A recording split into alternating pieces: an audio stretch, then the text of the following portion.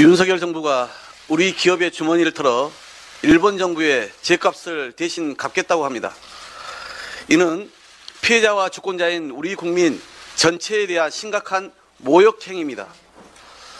일본 정부의 죗값을 영원히 덮고 묻지마 면죄부를 주는 꼴입니다. 전범기업 미쓰비시는 2차 대전 당시 미군 전쟁 포로들을 강제로 징용해 불법 행위를 한 데 대해 2015년 미국에 사과했습니다. 2016년에는 중국 강제징용 피해자들에게 사과를 하고 1인당 1,800만 원의 피해 보상금을 지급하겠다고 했다가 거부당했습니다. 하지만 한국에 대해서만은 피해 사실 인정도 사과도 하지 않았던 일본입니다. 더 놀라운 것은 윤석열 정부가 이토록 굴욕적이고 무능한 외교 결과를 미래지향적 결단으로 포장하려 한다는 사실입니다. 이렇게까지 양보할 수 있다니 놀랍다. 한국 측이 아슬아슬한 한계선까지 양보한 것 같다. 일본은 결국 아무것도 안 한 것인데 한국은 직접 돈을 모아 대신 변제한다. 한국 내에서는 완패했다고 볼 수도 있을 것이다. 모두 일본 전문가들이 내놓은 평가입니다. 윤석열 정부가 내놓은 해법은 완전한 굴종이자 국가의 품격, 국민에 대한 예의, 자국민 보호라는 국가의 존재 이유를 스스로 부정한 것에 다름없습니다. 우리 정부 발표에 뒤이어 나온 일본 외상의 약식 기자회견 어디에서도 사죄와 반성은 찾아볼 수 없습니다. 무엇보다 심각한 점은 1965년 한일 청구권 협정으로 강제동원 피해자들의 개인 손배상이 종결되었다는 일본 주장을 그대로 수용한 점입니다. 또 정부가 2018년 우리 대법원의 판결을 정면으로 위반하고 최종 판결까지 투쟁해온 피해자들의 인권을 철저하게 유린한 점도 마찬가지입니다. 입만 열면 법과 원칙, 인권을 말하는 윤석열 정부가 과연 해법 운운할 자격이 있는지 묻지 않을 수 없습니다. 정부는 일본 측에 참여 없는 제3자 변제 방식을 채택함으로써 과거 일본 정부가 한국이 국제법을 위반했다며 우리에게 떠넘긴 책임을 고스란히 수용했습니다. 앞으로 피해자와 정부 사이에 새로운 법적 다툼마저 우려되는 상황입니다. 특히나 기업의 강제동원 피해자 지원재단 출연은 배임이자 뇌물일 수 있습니다. 우리 기업이 출연한 재단을 통한 강제징용 배상하는 정부 규제와 인허가의 대상인 기업에게 재단 출연금을 강요하는 위법 행위입니다. 정부가 기업의 팔을 비틀어 출연금을 내는 순간 그 기업은 친일 기업으로 역사에 낙인 찍힐 것입니다. 대법원의 판결을 흔들어 삼권 분립의 원칙을 무너뜨리고 피해자들의 삶을 폄훼하며 항일 독립의 역사를 부정하면서까지 대한민국이 얻는 이익이 대체 무엇입니까? 정부는 굴욕적인 대일 면죄부 해법은 즉각 철회하고 윤석열 대통령은 정부가 모욕한 강제동원 피해자와 국민께 즉각 사과하기 바랍니다.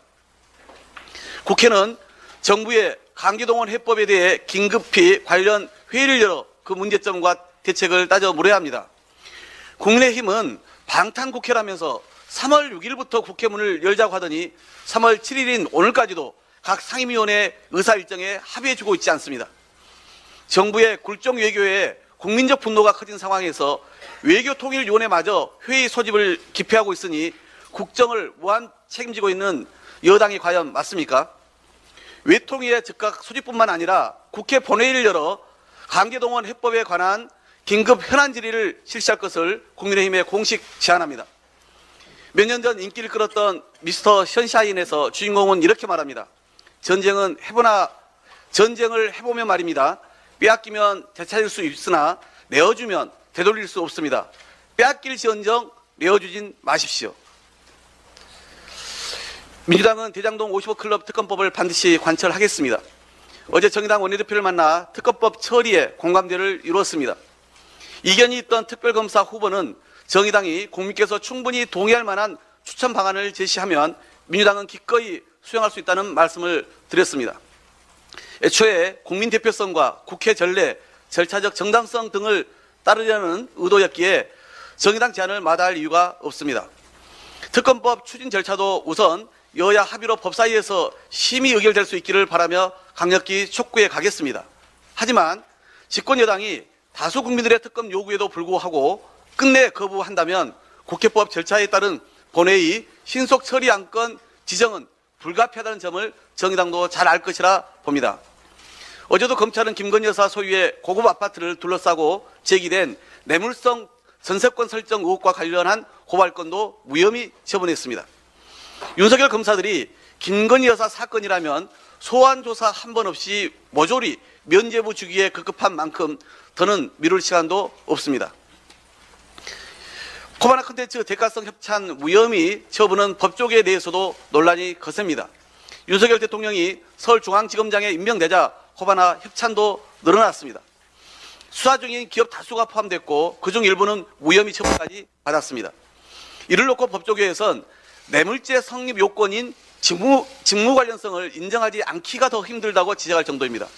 50억 클럽 특검법과 김건희 여사 특검법에 대한 국민 여론이 높아지자 한동훈 장관과 대통령실, 여당 의원들까지 온갖 자극적 비유로 특검법을 회방 놓고 있습니다.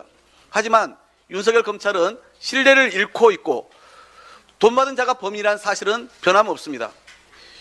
부실 면피용 봐주기 수사로 50억 클럽의 몸통은커녕 깃털도 뽑지 못한 쪽은 윤석열 검찰 아닙니까?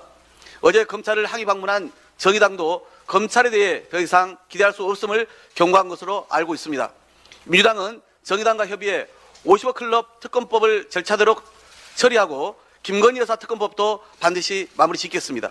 대통령실과 여당도 더는 국민 명령을 거스르지 말고 양 특검을 조속히 수용하기를 촉구합니다. 이상입니다.